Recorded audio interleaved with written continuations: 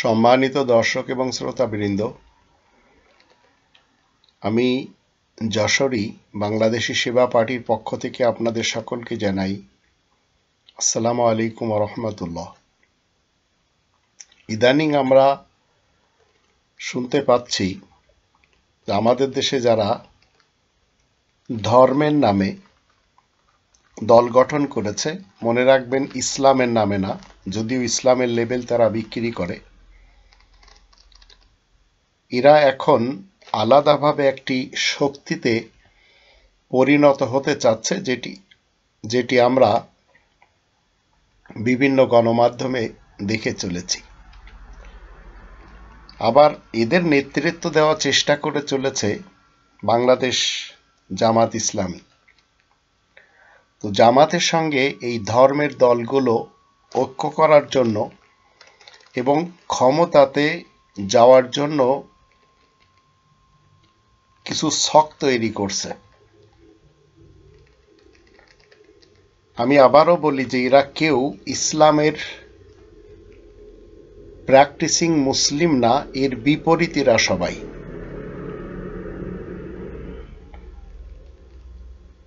রব্বানী বিধান যখন আমি পড়ি, তখন রব্বানী বিধান এদের গোমর ফাঁস করে দেয়। ইসলামের দল মনে করা হয় আমাদের দেশে হিফাজত বলেন, তরিকত বলেন, হাত পাখা বলেন, দাড়িপাল্লা বলেন, এদের অনেকের ব্যাপারে আমাদের দেশের মানুষের ধারণা জন্মে গেছে যে এরা ইসলামের দল। এদের গোমর খোলার জন্য এই আল ফুরকান, এই যে কনস্টিটিউশন, এই আল ফুরকান সত্য এবং মিথ্যার মাঝে মানদণ্ড হিসেবে আপনাদের সকলের সামনে আমি যে আয়াতগুলি রাখব, তাতে বুঝতে পারবেন এরা মূলত ইসলামের দল হিসেবে কখনো অতীতে ছিলও না, কারণ ইসলামের কর্ম এরা করবে না।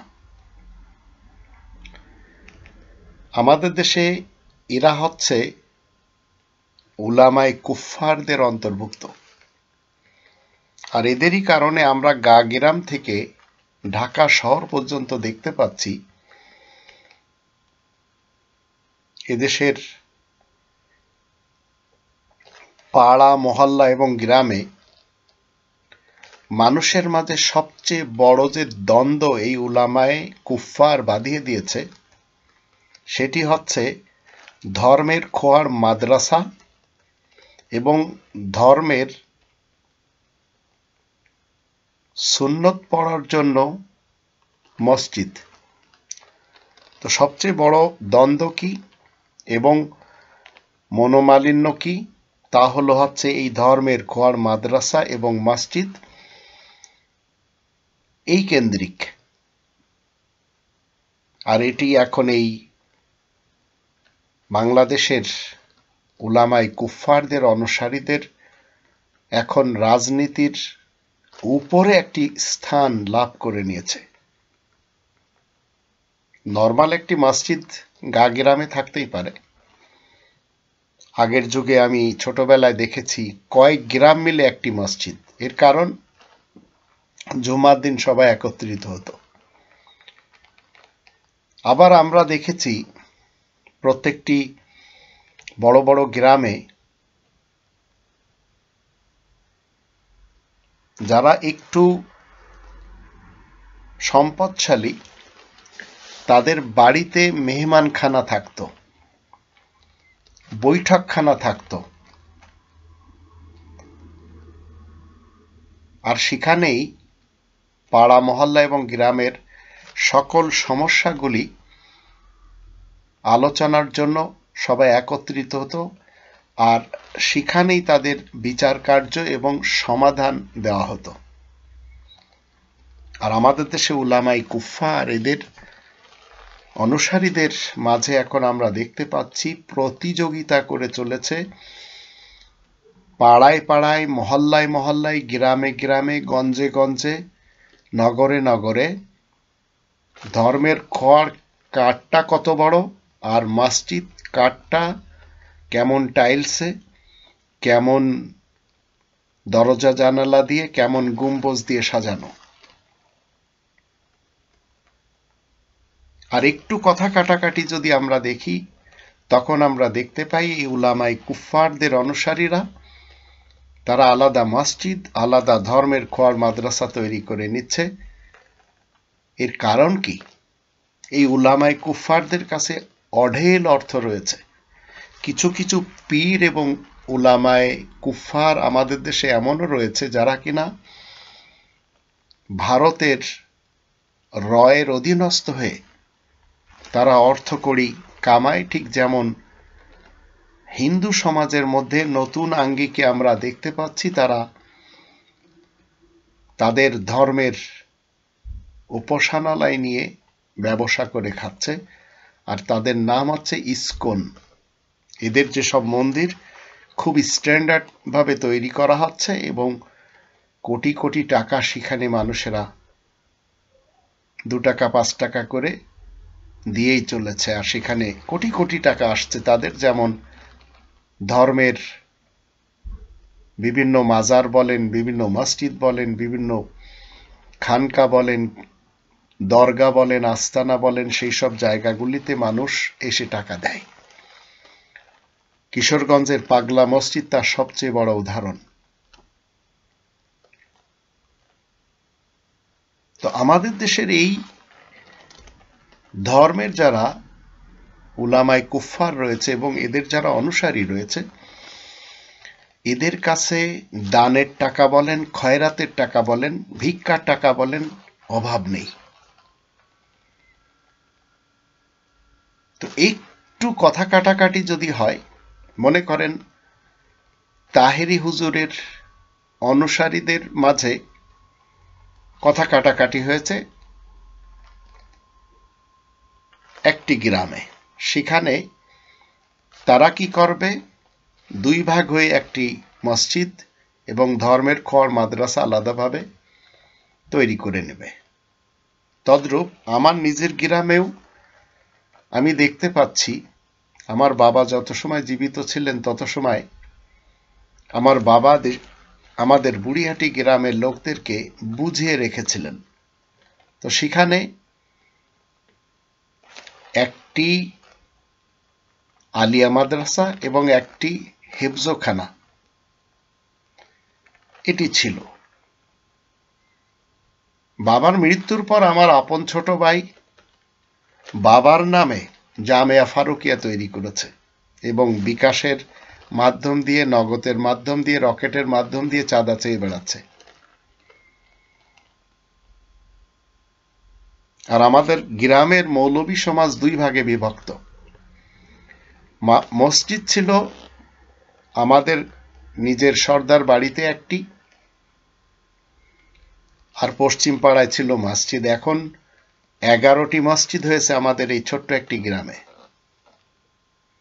আর কে নেতৃত্ব দিবে, কে টাইলস বসাবে, কে কেমন করবে, এর ভিতরে আমাদের মসজিদটি বিদেশ থেকে একজন মহিলার কাছ থেকে অর্থ নিয়ে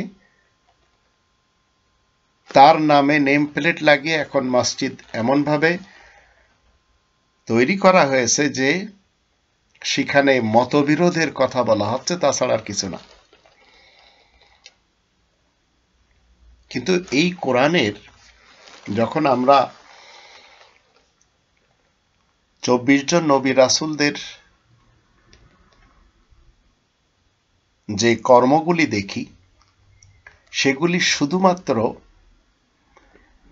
এই উলামায়ে কুফফারদের যে কেন্দ্রিক আমরা দেখতে পাচ্ছি, সেই কেন্দ্রিকে একজনেরও ছিল না, বিশেষ করে ধর্মের খোয়ার মাদ্রাসা কেন্দ্রিক। আবার এই মাদ্রাসাকে আলিয়া মার্কা এবং কওমি বা খারেজি মার্কা বানিয়ে দেওয়া হয়েছে।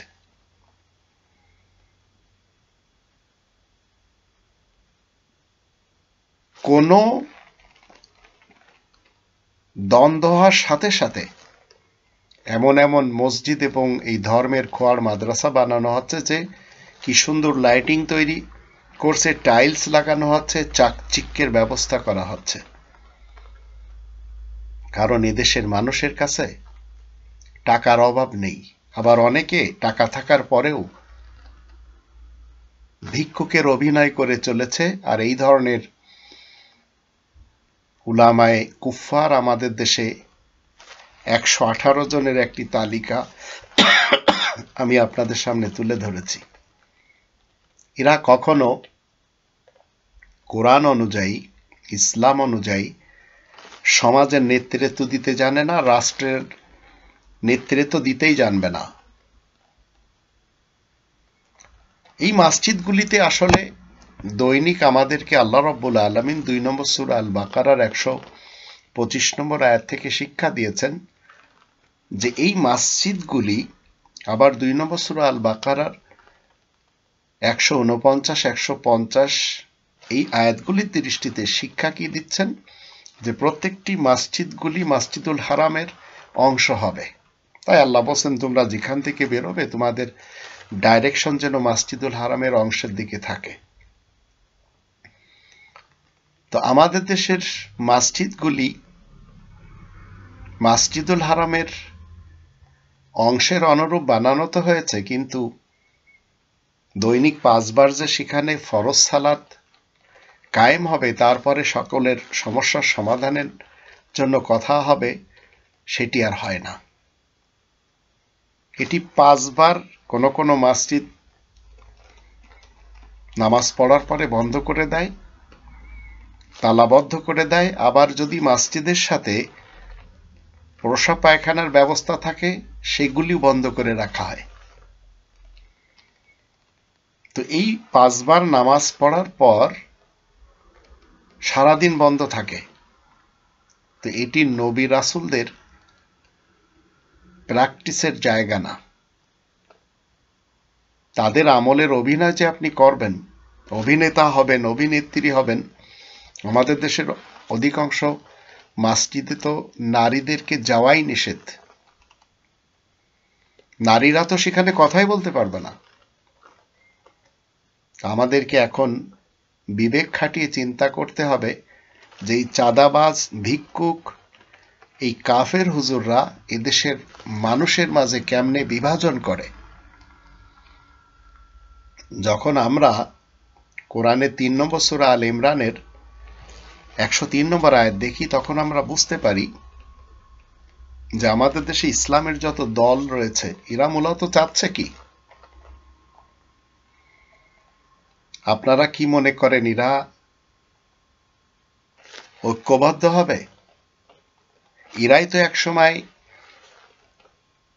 বিএনপিতে ছিল, এরাই তো একসময় বিএল বাল পার্টিতে ছিল। এখন এদের ভিতরে কেউ কেউ বলে চলেছে যে আমরা যদি সবাই ঐক্যবদ্ধ হই তাহলে এদেশের যে লার্জেস্ট বড় দুটি পার্টি রয়েছে, বাংলাদেশ আওয়ামী লীগ এবং বাংলাদেশ ন্যাশনালিস্ট পার্টি, বিএনপি কিংবা বিএল বাল, এদের থেকে আমরা আরেকটি বড় শক্তিতে পরিণত হব। মূলত এদের আসল কাজ হচ্ছে এই একটি আলাদা প্ল্যাটফর্ম তৈরি করা। তবে এটি পারবে না তারা, কারণ সুন্নি মুসলমান যারা রয়েছে এদের শায়েখ, হুজুর, পীর, শিয়া মুসলমান যারা রয়েছে এদের ইমাম, এদের মুস্তাহিদ, সালাফি মুসলমান যারা রয়েছে এদের শায়েখ, এদের আসলাফ, এরা সবাই ভিন্ন ভিন্ন। আমি যখন দারুল উলুম দেওবন্দে পড়তাম তখন কখনো কল্পনাও করিনি যে এই দারুল উলুম দেওবন্দের পাশেই জামে মসজিদে আর একটি দারুল উলুম দেওবন্দ ওয়াকফ রয়েছে। আমি চিন্তা করলাম যে দেওবন্দের মাদ্রাসার কথা ছোটবেলায় শুনে এখানে এসেছি, কিন্তু এখানে এসে দেখি বড় বড় দুটো দেওবন্দ মাদ্রাসা, নাম দারুল উলুম দেওবন্দ আর একটির নাম দারুল উলুম দেওবন্দ ওয়াকফ ব্র্যাকেটে দেওয়া। আবার একটি দারুল উলুম আসগারিয়া আবার ছোট ছোট সেখানে কয়েক ডজন মাদ্রাসা রয়েছে। তখন আমি দেখলাম যে আমাকে দুইটা দেওবন্দ এবং দারুল দেওবন্দ ওয়াকফ দুই জায়গা থেকে পড়তে হবে, কারণ দুই জায়গাতে যারা পড়াচ্ছে সো কল তারা অনেক বড় বড় মাপের মৌলবীদের সন্তান ছিল। যেমন ধরুন দারুল দেওবন্দে আরশাদ মাদানি, হুসেন আহমদ মাদানির ছেলে, আর দারুল দেওবন্দ ওয়াকফ সেখানে কারি তৈয়ব সাহেবের ছেলে সালিম কাসমি। তো আমার শিক্ষকদের মাঝে ছিলেন ওনারা। আবার আর একদিকে দারুল দেওবন্দের শিক্ষকদের মধ্যে মৌলানা মেয়েরাজ, আবার ওহিদুজ্জামান কিরানবী, ওনারা ছিলেন আমার শিক্ষক। কিন্তু ইনাদের সাথে আমি যে খালি জিজ্ঞেস করব যে মতবিরোধটা করে কেন আর একটি দারুল দেওবন্দ ওয়াকফ বানানো হলো, তো এই ধরনের কথা বলতেই যখন আমি চাইতাম আমার মুখ বন্ধ করে দেওয়া হতো। তা আমাদের দেশে ঠিক একই কায়দায়, রাজতন্ত্র কায়দায় বাবার জায়গাতে ছেলে, ছেলের জায়গাতে ছেলের ছেলে, এটি আমরা দেখে নিতে পারি চরমোনাইয়ের, শর্ষিনার, হাটাজারির, লালবাগের, আরো আঞ্চলিক যত বা জেলা বেসিস যত, থানা বেসিস যত মাদ্রাসা আমরা দেখি, যত দারুল রয়েছে, বাবা মোহতামিম ছিলেন, বাবার মৃত্যুর পর ছেলে মোহতামিম, বাবা পীর ছিলেন, বাবার মৃত্যুর পর ছেলে পীর, আবার ছেলে মারা যাওয়ার পরে তার সন্তান পীর। এইভাবে এই মৌলবী, এই উলামায়ে কুফফারদের আমরা সুন্দরভাবে দেখতে পাই সেট আপ করা আমাদের দেশে। তো এদের সকলের গোমর নিয়ে 3 নম্বর সূরা আল ইমরানের 103 নম্বর আয়াতে আল্লাহ বলেন, ওয়াতাসিমু বিহাবলিল্লাহি জামিআ ওয়া লা তাফাররাকু, তোমরা সবাই আল্লাহ তাআলার রজ্জু, এই যে কোরআন, একত্রে মজবুতভাবে আঁকড়ে ধরো। ওয়া লা তাফাররাকু, আর তোমরা ফিরকা ফিরকা, পার্টি পার্টি, মাসলাকে বিভক্ত হয়ে যেও না। ওয়ালা তাফাররাকুর বিপরীত আমাদের দেশে কি? এই উলামায়ে কুফফারদের কাছে রয়েছে হেফাজতে ইসলাম, তরিকত ফেডারেশন, জামাত শিবির, আবার চরমোনাইয়েরটা ভিন্ন,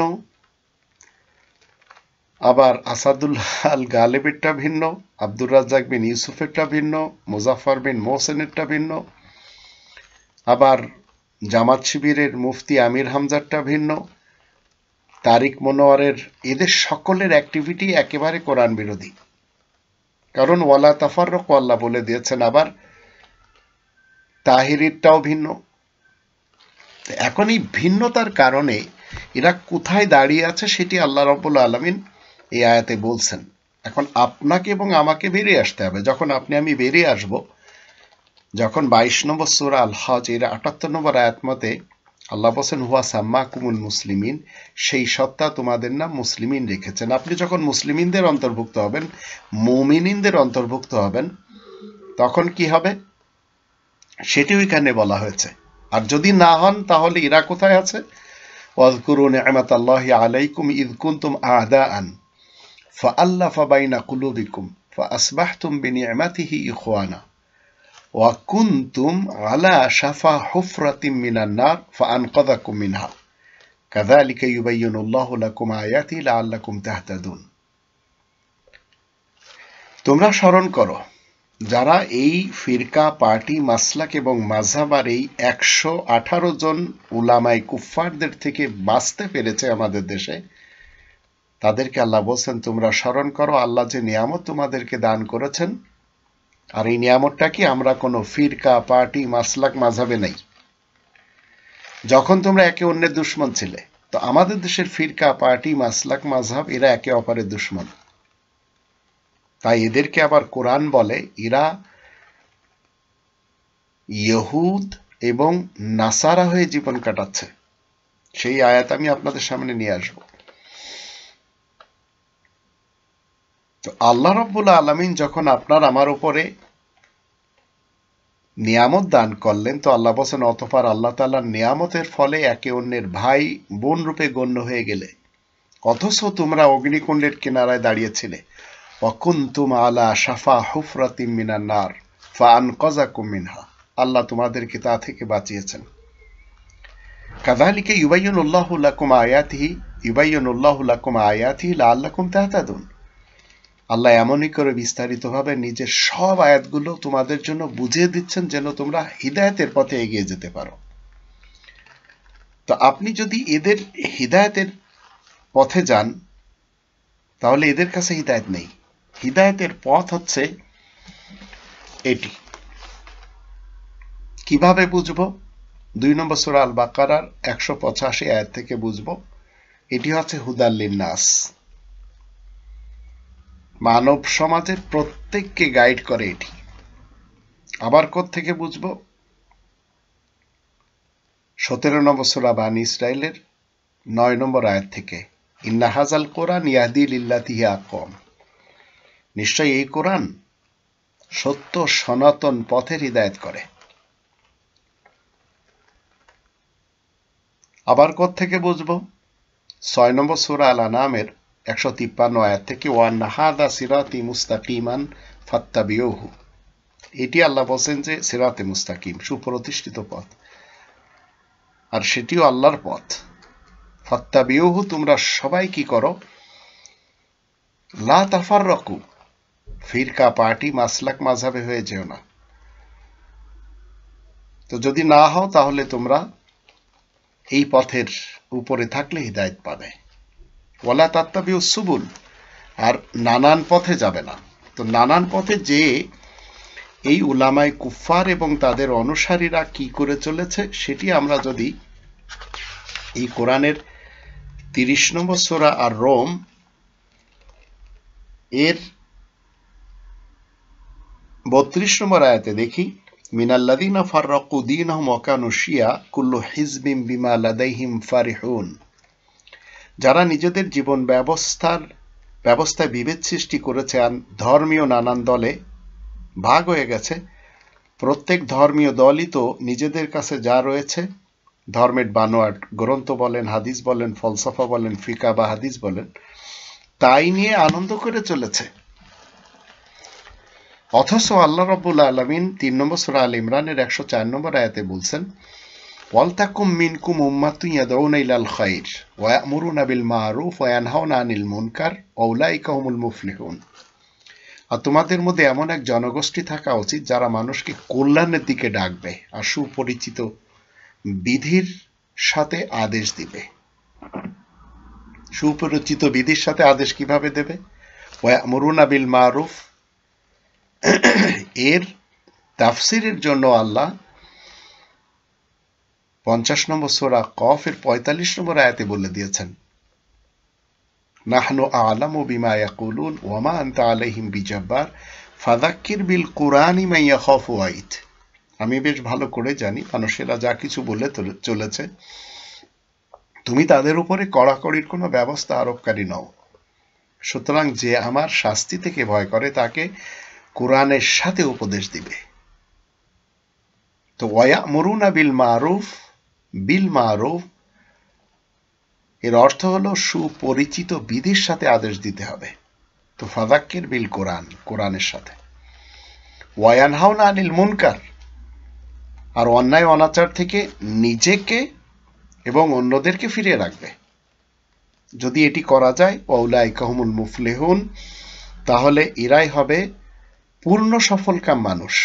এখন আপনি জামাত ইসলামে যোগ দিলে, হিফাজতে যোগ দিলে, তরিকতে যোগ দিলে সফলকাম মানুষ হবেন এমন কোনো একটি শব্দ কোরআনে নেই।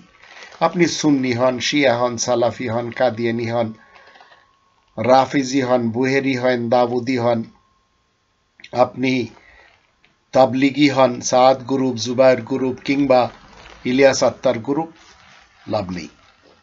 আপনাকে মুসলিমিন এবং মুমিনিনদের অন্তর্ভুক্ত হতে হবে। আর যদি এইসব জায়গাতে আপনি যান যেখানে আল্লাহ বলেন ওয়ালা তাফাররাকু, 3 নম্বর সূরা আলে ইমরানের 105 নম্বর আয়াতে বলা আছে ওয়ালা তাকুনু কাল্লাযীনা তাফাররাকু ওয়াখতালাফু মিন বাদি মা জাআহুমুল বায়িনাত ওয়া উলাইকা লাহুম আযাবুন আযীম।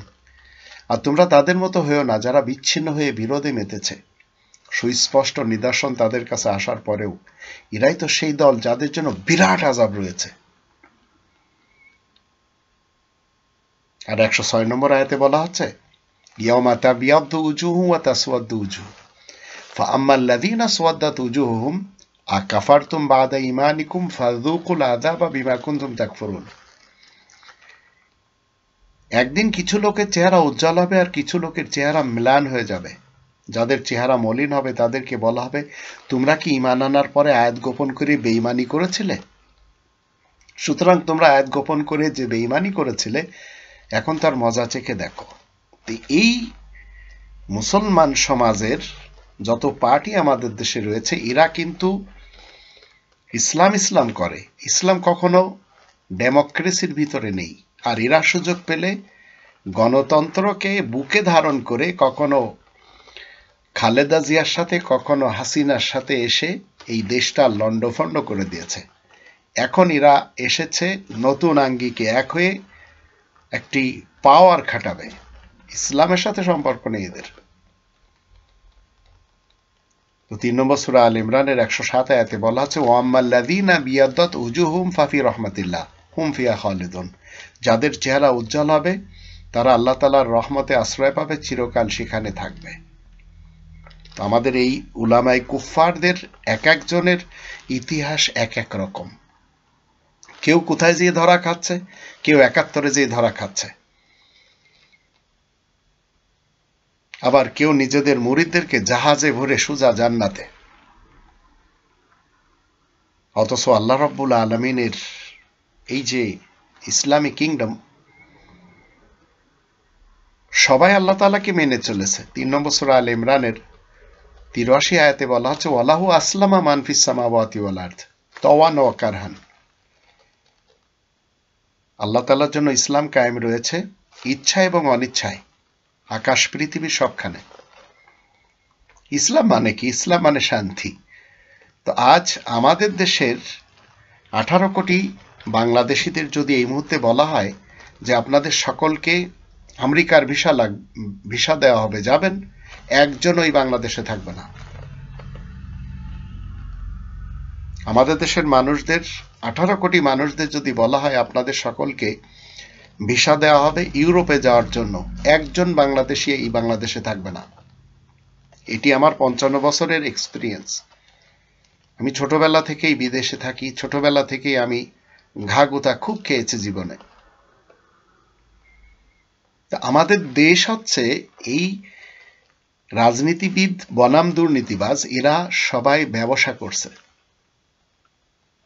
যারা যারা পলাতক আর যারা পলাচ্ছে আর যারা অলরেডি ভিন দেশে বসে গেছে, আপনি কানাডার বেগমপাড়ায় যান, আপনি খালি সমস্ত দিন সেখানে দাঁড়িয়ে দেখুন কেউ বেরোয় না।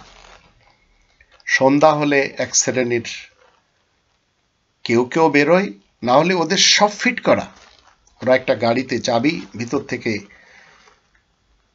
স্টার্ট করে দরজা খুলে বেরিয়ে কোনো হোটেলে না হলে কোনো আনন্দের জায়গাতে চলে যায়। তো কানাডার বেগমপাড়াতে যারা চলে গেছে, আমেরিকাতে যারা রয়েছে, যারা ডর্জন বাড়ি করেছে, আবার যারা শত শত ফ্ল্যাট এবং বাড়ি কিনেছে ইংল্যান্ডে বা অন্যান্য দেশে, যারা মালয়েশিয়াতে বাড়ি করেছে, যারা ইউরোপের বিভিন্ন জায়গাতে রয়েছে, আপনি বিশ্বাস করুন আমি দেখেছি, আমি এদেরকে খুব কাছ থেকে দেখেছি। এই চোরদেরকে এরা ইউরোপে বলেন, আমেরিকাতে বলেন, অস্ট্রেলিয়াতে বলেন, কানাডাতে বলেন, এরা কখনো সুখে নেই। কেন নেই? কারণ এই ছোট্ট ভূখণ্ডে এরা ব্যবসা করেছে। ব্যবসাটা কি করেছে? রিবাখোর হয়ে ব্যবসা করেছে, অবৈধভাবে মাল দৌলত অর্জন করেছে। আমাদের দেশে টকশোতে যারা বসে দেখবেন তাদের জীবন কেটে যাবে।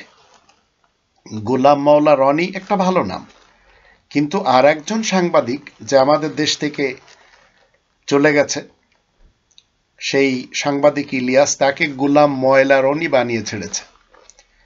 আবার গণজাগরণ মঞ্চে যারা নেতৃত্ব দিত তাদের আর একজন পিনাকি ভট্টাচার্য, তিনিও আমাদের দেশ থেকে পালিয়েছেন, প্যারিসে রয়েছেন।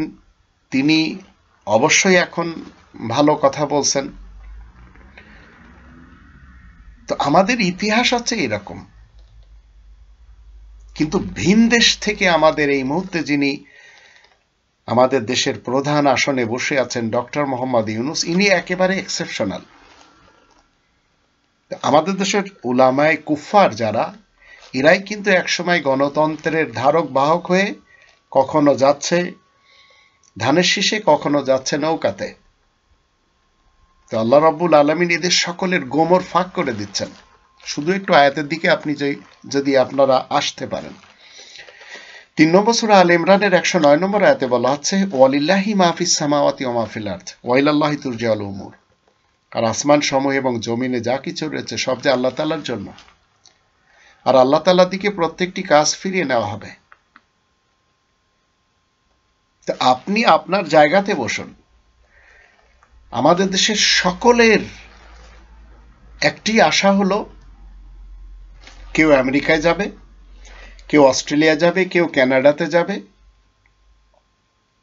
কেউ ইউরোপে যাবে।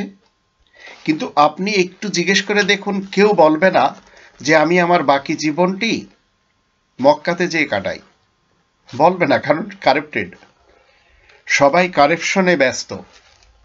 দেশের লুটেরা এরা ডাকাত, এরা চোর, এরা ছেঁচড়া, এরা অপরাধী। এরাই ধর্মের নামে হোক, কেউ কেউ আবার মালয়েশিয়াতে বসে খেয়েছে এই দেশ থেকে ধর্মের নামে লুটপাট করে, আবার এখন ফেরতও এসেছে। 3 নম্বর সূরা আল ইমরানের 110 নম্বর আয়াত থেকে আমরা জানতে পারি, একমাত্র মুসলিমিন ছাড়া বাকি কারোর কোনো রক্ষা নেই। যারা মুমিনিন এরা ছাড়া কারোর কোনো রক্ষা নেই। বাকিরা সবাই হচ্ছে নাস্তিক। উলামায়ে কুফফার এরা টোটাল নাস্তিক। যেমন দুর্নীতিবাজ, দুষ্কৃতিকারী, ভ্রষ্টাচার, নৈরাজ্য সৃষ্টিকারী পলিটিশিয়ান যারা, এরা যেমন নাস্তিক, উলামায়ে কুফফার এরাও নাস্তিক। কিভাবে বুঝবেন? আল্লাহ বলছেন, কুনতুম খায়রা উম্মাতিন উখরিজাত লিন-নাস তা'মুরুনা বিল মা'রুফ ওয়া তানহাউনা আনিল মুনকার ওয়া তু'মিনুনা বিল্লাহ ওয়ালাউ আমানা আহলুল কিতাব লাকানা খায়রাল লাহুম মিনহুমুল মুমিনুনা ওয়া আকসারুহুমুল ফাসিকুন। তোমরা শ্রেষ্ঠ জনগোষ্ঠী, মানব সমাজের জন্য সংগঠিত হয়েছে, সুপরিচিত বিধির সাথে হুকুম করবে আর অন্যায় অনাচার থেকে নিজেকে এবং অন্যদেরকে ফিরিয়ে রাখবে, আর আল্লাহ তাআলার উপরে ঈমান রাখবে। আহলে কিতাব তথা আল কিতাবের ধারক দাবিদার মুসলমান শিয়া, মুসলমান সুন্নি, মুসলমান সালাফি, এরা যদি ঈমান আনে তাহলে মঙ্গল তাদেরই হবে। তাদের মধ্যে কিছু লোক মুমিন রয়েছে, কিন্তু অধিকাংশরাই মুক্তমনা ফাসিকুন। তো কিছু লোক মুমিন কারা? যারা বিহাবলিল্লাহর সাথে রয়েছে, আর যারা হাবলিম মিনান নাসের সাথে রয়েছে তারা না। আর হাবলিম মিনান নাস আর হাবলিল্লাহর মাঝে পার্থক্য আমাদের জানতে হবে 3 নম্বর সূরা আল ইমরানের 112 নম্বর আয়াত থেকে। তো আমাদের দেশের উলামায়ে কুফফারদেরকে উলামায়ে ইহুদ এবং উলামায়ে নাসারাও বলা হয়। কিভাবে বলা হয়? 2 নম্বর সূরা আল ইমরানের আমরা যখন 113 নম্বর আয়াত দেখি, সেখান থেকে আমরা জানতে পারি, আল্লাহ বলেন, ওয়াকালাতিল ইয়াহুদু লাইসাতিন নাসারা আলা শাই ওয়াকালাতিন নাসারা লাইসাতিল ইয়াহুদু আলা শাই ওয়া হুম ইয়াতলুনাল কিতাব কাযালিকা ক্বালাল্লাযীনা লা ইয়ালামুনা মিছলা ক্বাওলিহিম ফাল্লাহু ইয়াহকুমু বাইনাহুম ইয়াওমাল কিয়ামাতি ফিমা কানু ফিহি ইখতালিফুন। হিদায়াতের দাবিদাররা সাহায্যকারীদের ব্যাপারে বলে তাদের কোনো ভিত্তি নেই। ওয়াকালাতিল ইয়াহুদু, ইহুদ মানে যারা নিজেদেরকে হিদায়াতের দাবিদার মনে করে, আমাদের দেশে উলামায়ে কুফফার যারা, লাইসাতিন নাসারা আলা শাই, তারা উলামায়ে নাসারাদের ব্যাপারে বলে এবং সাধারণ নাসারাদের ব্যাপারেও বলে, যারা সাহায্য করতে চায়, এদের কোনো ভিত্তি নেই। আর নাসারাগণ বলে ইহুদিদের কোনো ভিত্তি নেই, অথচ তারা সবাই আল কিতাব পাঠ করে। এখন আমরা যারা ইহুদি এবং নাসরানি হিসেবে ইসরায়েলের বসবাসকারীদেরকে এবং ইউরোপের বসবাসকারীদেরকে বুঝি, এটি সবচেয়ে বড় মিসগাইডেড। আর এই উলামায়ে কুফফাররা করেছে এটি। উলামায়ে ইহুদ যারা ইসরায়েলে, তাদেরকে বলা হয় রাব্বি। আর উলামায়ে নাসারা যারা ইউরোপে, তাদেরকে বলা হয় ফাদার। এরা কখনো আল কিতাব পাঠ করে না। ওরা তো দ্বিতীয় শ্রেণীর কাফের, কারণ ওরা আল কিতাব নিয়ে ওদের কোনো মাথা ব্যথা নেই। ওদের কাছে বাইবেল রয়েছে। আবার যারা উলামায়ে ব্রাহ্মণ রয়েছে, তাদের কাছে গীতা, মহাভারত, ঋগ্বেদ এসব রয়েছে। আবার যারা উলামায়ে জারেতুশতি রয়েছে, তাদের কাছে জিন্দাবেস্তা রয়েছে বা আবেস্তা রয়েছে। আবার যারা উলামায়ে শিখ রয়েছে, গুরুমুখী, ওদের কাছে রয়েছে গুরু গ্রন্থ। আবার যারা উলামায়ে বৌদ্ধ রয়েছে, তাদের কাছে রয়েছে ত্রিপিটক। তারা এই আল কিতাব নিয়ে কোনো মাথা ব্যথা করে না। কিন্তু আমাদের দেশে উলামায়ে ইহুদ এবং উলামায়ে নাসারা, এরা দেখবেন, এরা হিদায়াতের দাবিদার হিসেবে যারা বেরেলবি মার্কা উলামা রয়েছে, তারা দেওবন্দি মার্কা উলামাদেরকে পথভ্রষ্ট বলে। ওহম ইয়াতলুন আল কিতাব, এমত অবস্থায় তারা আল কিতাব তিলাওয়াত করে। আবার যারা সালাফি উলামা, তারা সুন্নি উলামাদের বিপক্ষে যায়। যারা জামাত শিবিরের উলামা, তারা চরমনার বিপক্ষে যায়। এরা একে অপরের বিপক্ষে। হিফাজত তরিকতের বিপক্ষে, তরিকত হিফাজতের বিপক্ষে। ওহম ইয়াতলুন আল কিতাব কাযালিকা ক্বালাল্লাযীনা লা ইয়ালামুনা মিসলা ক্বাওলিহিম। তো আল্লাহ বলেন যে আবার নাসারাগণ বলে ইহুদিদের কোনো ভিত্তি নেই, অথচ তারা সবাই আল কিতাব পাঠ করে। এমন কথা কোরআন না জানার দরুন নির্বোধরাও বলে। এদেরই কথার মতো। অবশ্য আল্লাহ কিয়ামতের দিন এদের বিরোধ সমূহের ফয়সালা করবেন। তো এখন 3 নম্বর সূরা আল ইমরানের 112 নম্বর আয়াতে আল্লাহ বলেন, দুরিবাত আলাইহিমুয যিল্লাতু আইনামা সুকিফু ইল্লা বিহাবলি মিনাল্লাহ ওয়া হাবলি মিনান নাস। তো হাবলি মিনাল্লাহ হচ্ছে এই কনস্টিটিউশন, আর হাবলি মিনান নাস হচ্ছে গণতন্ত্রের কনস্টিটিউশন, রাজতন্ত্রের কনস্টিটিউশন, মোল্লাতন্ত্রের কনস্টিটিউশন, সমাজতন্ত্রের কনস্টিটিউশন। ওয়াবাউ বিগযাবি মিনাল্লাহ ওয়া দুরিবাত আলাইহিমুল মাসকানা যালিকা বিআন্নাহুম কানু ইয়াকফুরুনা বিআয়াতিল্লাহ ওয়া ইয়াকতুলুনা আল আমবিয়া বিগাইরি হক যালিকা বিমা আসাউ ওয়া কানু ইয়াতাদুন। তাদের উপরে অপমান চাপানো হবে যেখানেই তাদেরকে দেখা যাবে। তবে আল্লাহ তাআলার রজ্জু কোরআনের সাথে যারা সম্পৃক্ত রয়েছে, অথবা মানুষের রজ্জু গণতন্ত্র, রাজতন্ত্র, সমাজতন্ত্র, মোল্লাতন্ত্রের হাদিসের কথা আলাদা। তারা আল্লাহ তাআলা থেকে কি করে? গজব উপার্জন করছে। তাদের উপরে অভাব চাপানো হয়েছে, কেননা তারা আল্লাহ তাআলার আয়াতসমূহ অস্বীকার করে এবং সকল বিশেষ খবরদাতা নবীদেরকে অহেতুক অপমানের মাধ্যমে ব্যক্তিত্ব হত্যা করে। তারা যে অন্যায় এবং বাড়াবাড়ি করে, যে তারই প্রতিফল। তো নবীদেরকে আমাদের দেশের উলামায়ে কুফফার তারা কি করে? অহেতুক অপমান করে। আবার যারা আমাদের দেশে রয়েছে পলিটিশিয়ান, তারাও করে।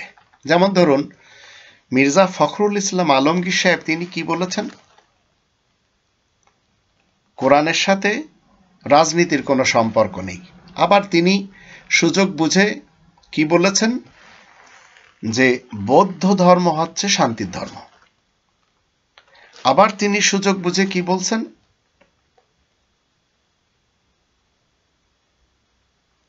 আমাদের সাথে জামাতের কোনো সম্পর্ক নেই। আবার কি বলছেন? মৌলবাদের সাথে আমাদের কোনো সম্পর্ক নেই। তো এখন জামাত বলেন, মৌলবাদ বলেন, এরা সবাই মিলে এক হওয়ার চেষ্টায় আছে, যা কিয়ামত পর্যন্ত হবে না। আর হলেও এরা কি করবে? মতবিরোধেই থাকবে। এখন বিএনপি মার্কা যারা রয়েছে এবং বিএল মার্কা যারা রয়েছে এরা কিন্তু ডেমোক্রেসি বিশ্বাসী, আসলে কিন্তু না। এদের সকলেই এরই একটি আশা, কিভাবে বাংলাদেশ থেকে লুটে পুটে লন্ডনে বসে খেতে হবে, অথবা বেগমপাড়ায় বসে, অথবা অন্যান্য দেশে বসে। কিন্তু এরা কেউ এই দেশকে কানাডা বানাবে না। একমাত্র বাংলাদেশি সেবা পার্টি, যারা এই কোরআনের 8 নম্বর সূরা আল আনফালের প্রথম আয়াতের দৃষ্টিতে চ্যালেঞ্জ আকারে বলছে যে এরা সুযোগ পেলে এদেশের প্রত্যেকটি মানুষকে কোটিপতি বানাবে। কিভাবে বানাবে সেটিও আসুন আমরা একটু দেখে নিই। আমরা যখন 8 নম্বর সূরা আল আনফালের প্রথম আয়াতটি দেখি, তখন সেখান থেকে আমরা কি পাই? ইয়াসআলুনাকা আনিল আনফাল কুলিল আনফালু লিল্লাহি ওয়ার রাসূল ফাত্তাকুল্লাহ ওয়া আসলিহু যাতা বাইনিকুম ওয়া আতিউল্লাহ ওয়া রাসূলাহু ইন কুনতুম মুমিনিন। তোমার কাছে মানুষেরা জানতে চায় খনিজ সম্পদ সম্পর্কে। আনফাল, নফল হচ্ছে 1 বছর অতিরিক্ত, আনফাল বহু বছর। তো আল্লাহ তাআলার পক্ষ থেকে আনফাল আমাদেরকে দেওয়া হয়েছে খনিজ সম্পদ, আমরা যেন কেউ গরিব না থাকি, আমাদের সকলের কাছে যেন 4টি জিনিস থাকে, সেটিও কোরআন বলবে।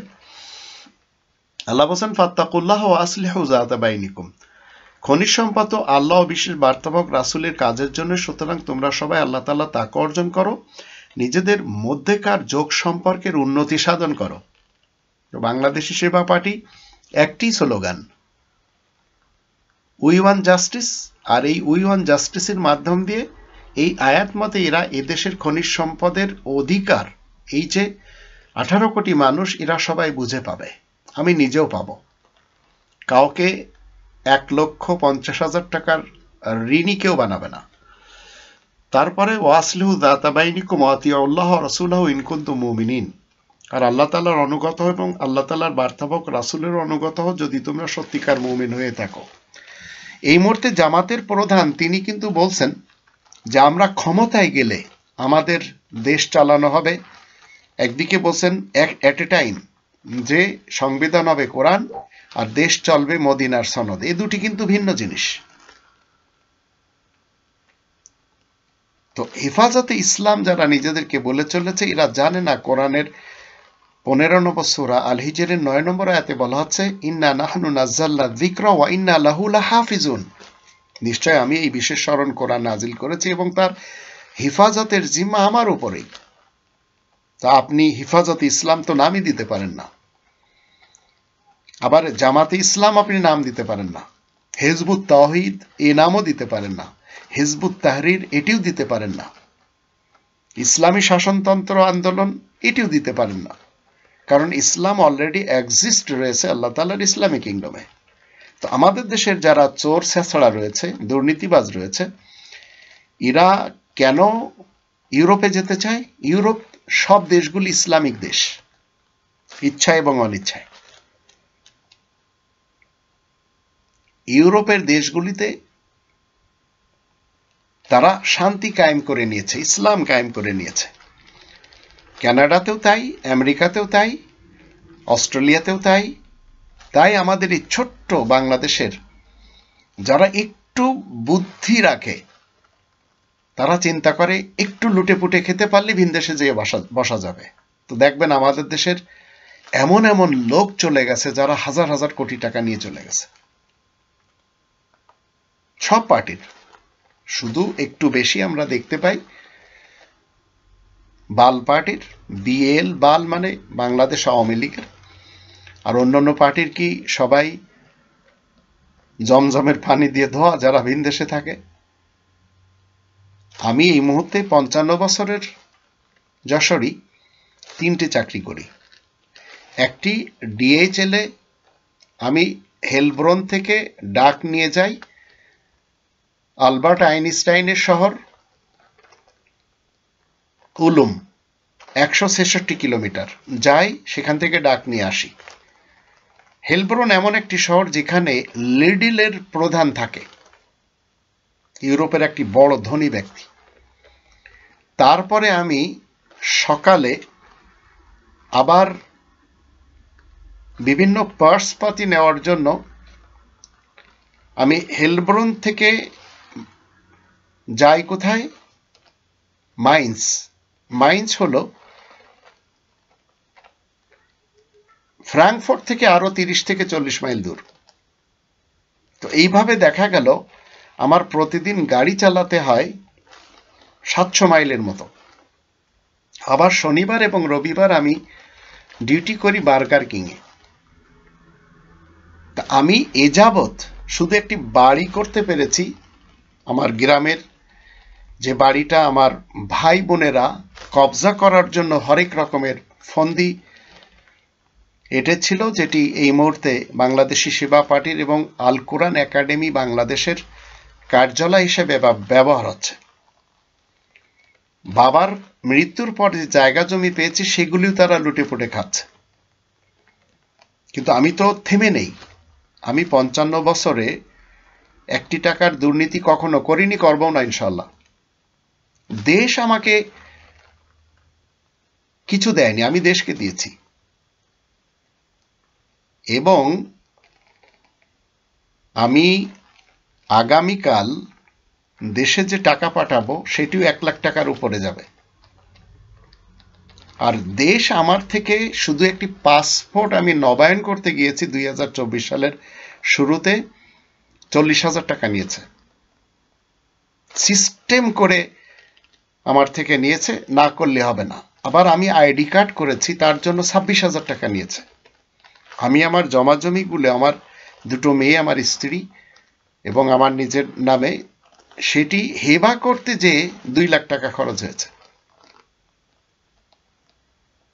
আমি 1/2 কোটি টাকা দিয়ে বাড়ি করেছি, ছাদের উপরে সুইমিং পুলও করেছি যে বাকি জীবনটা কাটিয়ে দেব। কিন্তু যে ভাই বোন যাদের কাছে আমি টাকা পাবো তাদেরকে যখন বললাম রিটার্ন দাও, তখন তারা আমার শত্রু। তা আমাদের দেশে যদি আপনারা মনে করেন যারা টক শোতে বসে খুব সুন্দর সুন্দর কথা বলে, চোর পুত্রও সেখানে আছে, বাবা শত শত কোটি টাকার চোর, সুন্দর বুলি বলে, আবার যে যেখানেই বসে আছে সবাই কিন্তু একটি এদের কথা যে কিভাবে আমি আমেরিকাতে, অস্ট্রেলিয়াতে, কানাডাতে, ইউরোপে কিছু না কিছু করতে পারবো। তো এই কিছু না কিছু বাংলাদেশে কেন করা যাচ্ছে না? আর এর জন্য বাধা 2 শ্রেণীর লোক, এই উলামায়ে কুফার আর এই দুর্নীতিবাজ পলিটিশিয়ান। আমার তো সবসময় মনে চায় যে আমি বাংলাদেশে আমার জীবনটা কাটিয়ে দিই। আমার তো টেকনাফ থেকে তেঁতুলিয়া খালি পায়ে চলতে মনে চায়। আমার দেশের মতো, আমার এ যাবৎ প্রায় 41টি দেশ দেখা হয়ে গেছে, কিন্তু আমার দেশের মতো সুন্দর দেশ, আল্লাহ তাআলার শান্তির যে স্বর্গীয়ময় পৃথিবী, আমার মনে হয় না যে আমার দেশের মতো এত সুন্দর দেশ, আল্লাহ তাআলার শান্তির এই স্বর্গের রাজ্যে অন্য কোথাও আমি দেখতে পেয়েছি। কিন্তু উলামায়ে কুফার এবং দুর্নীতিবাজ, দুষ্কৃতিকারী, ভ্রষ্টাচার এবং নৈরাজ্য সৃষ্টিকারী পলিটিশিয়ান এত গান্ধা আমাদের দেশে যে আর দুনিয়ার কোথাও নেই। তো 3 নম্বর সূরা আল ইমরানের 118 নম্বর আয়াত মতে আল্লাহ রাব্বুল আলামিনের শিক্ষা হচ্ছে, আমরা যারা মুমিন এবং মুসলিম হওয়ার দাবিদার, ইয়া আইয়ুহাল্লাযীনা আমানু লা তাত্তাখিযু বিতানাতাম মিন দুনিকুম লা ইয়ালুনাকুম খাবালা ওয়াদ্দু মা আনিতুম কদ বাদাতিল বাগদাউ মিন আফওয়াহিহিম ওয়া মা তুখফি সুদুরহুম আকবার কদ বায়্যানা লাকুমুল আয়াতি ইন কুনতুম তাকিলুন। তোমরা যারা ঈমান এনেছো শোনো, নিজেদের লোক ছাড়া কারোর কাছে গোপন তথ্য প্রকাশ করবে না। এরা তোমাদের ক্ষতি করতে চেষ্টা ত্রুটি করবে না। তোমরা যত বেশি কষ্ট পাবে ততই তাদের আনন্দ হবে। তাদের মুখ থেকে তারা তোমাদের শত্রুতা করছে, তাদের অন্তরে যা রয়েছে তা তো অনেক বেশি। অবশ্য আয়াতগুলো পরিষ্কার করে তোমাদের জন্য বুঝিয়ে দেওয়া হয়েছে, যদি তোমরা বুদ্ধিমান হয়ে থাকো। এখন 119 নম্বর আয়াতে বলা হচ্ছে, হা আনতুম উলাই তুহিব্বুনাহুম ওয়া লা ইউহিব্বুনাকুম ওয়া তু'মিনুনা বিল কিতাবি কুল্লি ওয়া ইযা লাকুকুম ক্বালু আমান্না ওয়া ইযা খালাউ আদ্দু আলাইকুমুল আনামিলা মিনাল গায়জ কুল মুতু বিগায়জিকুম ইন্নাল্লাহা আলিমুম বিযাতিস সুদূর। শোনো, তোমরা তাদেরকে ভালোবাসো, কিন্তু তারা তোমাদের মোটেই পছন্দ করে না। তোমরা তো সম্পূর্ণ আল কিতাবের উপরেই, এই যে লিখিত কনস্টিটিউশন উপরে ঈমান এনেছ। তারা যখন তোমাদের সাথে দেখা করে তখন বলে আমরা তো ঈমান এনেছি। যখন একাকী থাকে তখন তোমাদের উপরে রাগ করে দাঁতে আঙ্গুল দেয়, আঙ্গুল কাটে। তুমি বলে দাও নিজেদের রাগে তোমরাই মরে যাও, নিশ্চয় আল্লাহ মনের কথা বেশ জানেন। তো এদের সকলের গোমর এইভাবে আল্লাহ ফাঁস করে দিচ্ছেন। আর 120 নম্বর আয়াতে বলা আছে, ইন তামসাসকুম হাসানাতুন তাসুহুম ওয়া ইন তুসিবকুম সাইয়্যাতুন ইয়াফরাহু বিহা ওয়া ইন তাসবিরু ওয়া তাত্তাকু লা ইয়াদুররুকুম কাইদুহুম শাইআ ইন্নাল্লাহা বিমা ইয়ামালুনা মুহিত। যদি তোমরা কোনো কল্যাণের ছোঁয়া পাও তাহলে তাদের খারাপ লাগে, আর যদি তোমাদের কাছে কোনো ক্ষতি পৌঁছায় তাতে তারা বেশ আনন্দ পায়। তোমরা যদি ধৈর্য ধারণ করো আর মুত্তাকি হও তাহলে তাদের চালবাজি তোমাদের কোনো ক্ষতি করতে পারবে না। তারা যা করছে নিশ্চয় আল্লাহ তাদের কাজকর্ম ঘিরেই রেখেছেন। এখন যদি এই জামাত ইসলামের সঙ্গে ধর্মের যে দলগুলি যাকে ইসলামের দল মনে করা হয়, এরা ঐক্যে যাওয়ার জন্য ক্ষমতায় যাওয়ার ব্যাপারে একটি ছক তৈরি করছে। এদের রাজনৈতিক পটভূমি যা তৈরি করা হচ্ছে, এতে বিভিন্ন দলের তৎপরতা আলাদা করে কিন্তু চোখে পড়ছে মানুষের।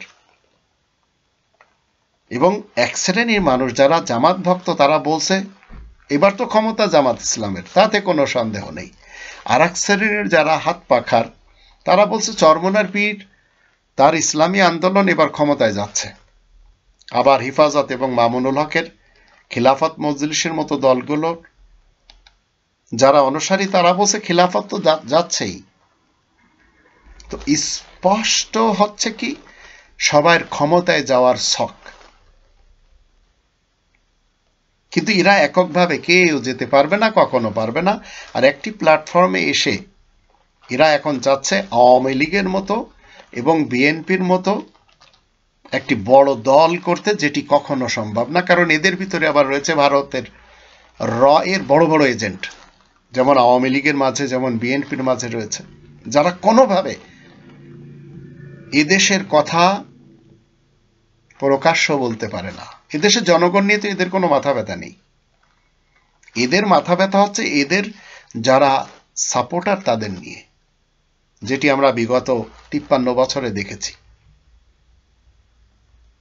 আমাদের দেশের এই অবস্থা যারা করেছে 53 বছরে, আপনারা কি মনে করেন এদের সাথে এই ইসলামের এই যে দলগুলি দেয়নি? কোনো না কোনো ভাবে দিয়েছে। উলামা লীগ, উলামা দল কাদের? আমি সকলকে বলবো 5 আগস্ট 2024 সাল থেকে সবার শিক্ষা গ্রহণ করা উচিত। যারাই দেশের মানুষের উপরে জুলুম করবে তারাই ধ্বংস হয়ে যাবে। আর এরাই আমাদের দেশের কিছু মানুষকে শিক্ষা দিয়েছে। আমাদের দেশে যেমন ভারতের কেজরিওয়াল বলেছিলেন শাসক ওমরের মতো হতে হয়, আবার এই কথাটি কিন্তু করমচাঁদ গান্ধীও বলেছেন। অথচ 1947-এ যখন ভারত ভাগ হয় তখন ওই লোকটি ব্রিটেনের গোলাম, ব্রিটিশদের গোলাম আমাদের নোয়াখালীর চাটখিলে বসেছিলেন 12টা দিন। জুলুম নির্যাতন করে কখনো কেউ চিরস্থায়ী হতে পারে না। ফেরাউনও হয়নি, কোনো দেশ প্রধান ফেরাউন হতে পারে না, বড় বড়দের মরতে হয়। তো বাংলাদেশি সেবা পার্টি এদেশের সকল মানুষের কথা বলে। এর কারণ হলো আল্লাহ রাব্বুল আলামিন কখনো চান না যে এই 4টি জিনিস থেকে কেউ কষ্ট পাক। যেমন ধরুন আমরা যখন 20 নম্বর সূরা তহা এর 118 119 আয়াত দুটি পড়ি, সেখানে বলা হচ্ছে কোনোভাবেও মানুষ যেন এই 4টি জিনিসের থেকে কষ্টে না ভোগে। যদিও এই কথাগুলির কিছুটা ভুট্টো, মুজিব,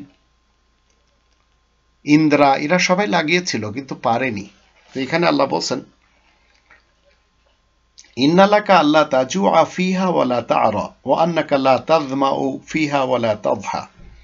তোমাদের জন্য তো এই ব্যবস্থা যাতে তোমরা ক্ষুধার্ত হবে না, মানে খাবারের কোনো কষ্টের জন্য কারণ না থাকে, আর বস্ত্রহীন হবে না মোটেই, আর পোশাকে কেউ যেন ন্যাংটা না থাকে। ওয়া আন্নাকা লা তাযমাউ ফিহা ওয়া লা তাদহা, আর তুমি পিপাসার্ত হবে না, রোদেও পুড়বে না, যেন পানির কষ্ট না থাকে। রোদেও পুড়বে না মানে ছাদওয়ালা ঘর যেন থাকে। তো বাংলাদেশি সেবা পার্টি উই ওয়ান জাস্টিস এটি এই জন্যই বলছে যেন এরা শক্তি পেলে জামাত ইসলাম জিন্দাবাদ, হেফাজত জিন্দাবাদ, আবার বাল পার্টি মুর্দাবাদ, বিএনপি মুর্দাবাদ এসব না করে, এগুলি আমাদের কাজ না। তো ইসলামপন্থী আমরা যাদেরকে মনে করে চলেছি এরা কেউ ইসলামপন্থী না, এরাই উলামায়ে কুফফার। আমাদের দেশের 18 কোটি মানুষকে এরা কি করেছে, কোরআনের যে 5টি দাবি কখনো শিখতে দেয়নি। এরা দেখবেন এখনই বলছে যখন আমরা ক্ষমতায় যাব তখন ইসলামী বিধিবিধান এখানে কায়েম করব। তো এখন করলে সমস্যা কোথায়?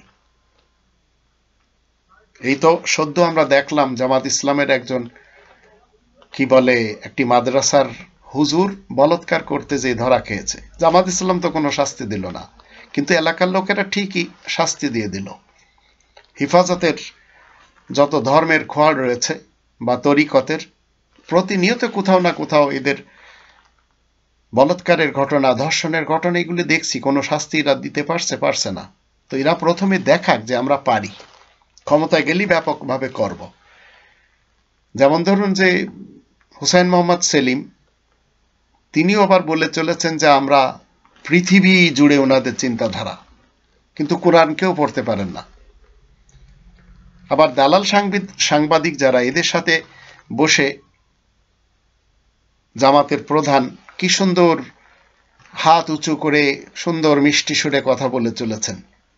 তো কোরআনের মুহাম্মাদুর রাসূলুল্লাহ ওয়া খাতামান নাবিয়িনকে যদি আপনি আমি মানি, তাহলে আপনাকে এবং আমাকে কি করতে হবে?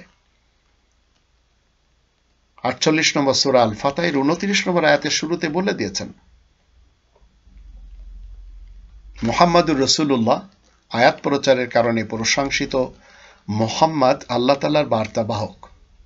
ওয়াল্লাযীনা মাআহু আশিদ্দাউ আলাল কুফারি রুহামাউ বাইনাহুম, যারা তার সঙ্গে সাথী তারা নিজেদের মধ্যে রহমদিল এবং আয়াত গোপনকারীদের ব্যাপারে কঠোর। এরা কখনো বলবে না যে ইসলামী আন্দোলন জিন্দাবাদ, চরমোনার পীর জিন্দাবাদ, মামুনুল হক জিন্দাবাদ, এইসব কাজ এদের না। আপনার কাছে কোরআনের আয়াতের মেসেজ যদি থাকে তো আপনি আল্লাহ তাআলার শুকরিয়া আদায় করেন। যদি আল্লাহ আপনাকে ক্ষমতা দেয়, আপনি জনগণকে নিয়ে ভাবেন যে জনগণের এই 4টি জিনিস ছিনতাই করে নিয়ে এই পলিটিশিয়ানরা আর এই উলামায়ে কুফফার এরা কি করে চলেছে? এরা ইন্স্যুরেন্সের মতো ব্যবসা করে চলেছে। উলামায়ে কুফফারদের ব্যবসা কিন্তু ইন্স্যুরেন্স কোম্পানির মতো। এরা আপনাদের কাছ থেকে শুধু নিতে থাকবে। ইন্স্যুরেন্স কোম্পানি যেভাবে বারবার নেয়, দেওয়ার নামে ফক্কাত। আমি 3 লাখ টাকা মার খেয়েছি আমাদের আলেকোতে ইন্স্যুরেন্স করে, আজ পর্যন্ত ফেরত দেয়নি। তো ইন্স্যুরেন্স ধর্মজীবী মোল্লাদের কাছে কি, যে আপনি দুনিয়াতে খালি দিতে থাকবেন, পরকালে জান্নাতে যাবেন। কিন্তু এই উলামায়ে কুফফাররা একজনও জান্নাতে যাবে না, এটি নিয়ে এরা কোনো কথা বলে না। আমার ছোট ভাই আমার মাকে ধোঁকা দিয়ে আমার মায়ের বাবার বাড়ির সম্পত্তি সব তার নিজের ধর্মের খোয়ার মাদ্রাসাতে লিখে নিয়েছে, আর এটি যখন আমি বলি তখন সেই সবচেয়ে বড় আমার শত্রু। এখন চিন্তা করে দেখুন আপনাকে আমাকে করার কাজ কি, আর আপনি এবং আমি করছি কি? আপনাকে আমাকে কি এই পৃথিবীতে আল্লাহ আরেকবার পাঠাবেন? নিশ্চয় না। তাহলে আপনাকে আমাকে চিন্তা করতে হবে যে কোরআনের যে 5টি দাবি, সেই 5টি দাবি মেনে আমরা যেন আগে বাড়তে পারি। আর যারা এই পথে বাধা, মনে রাখবেন এরা উলামায়ে কুফফার। আর 5টি দাবি কি? কোরআনের উপরে 100% বিশ্বাস করতে হবে, কোরআনের ভাষায় কোরআন পড়া শিখতে হবে, মাতৃভাষায় কোরআন জানতে হবে, কোরআন মতে আমল করতে হবে, কোরআনের তাবলীগ করতে হবে। এছাড়া আপনি যত কথাই বলবেন সবগুলি হচ্ছে মুনাফিকি, আর সবগুলি হচ্ছে উলামায়ে কুফফার যারা, তাদেরই কথা। এগুলি আমরা মানতে পারবো না, সে যেই হোক না কেন।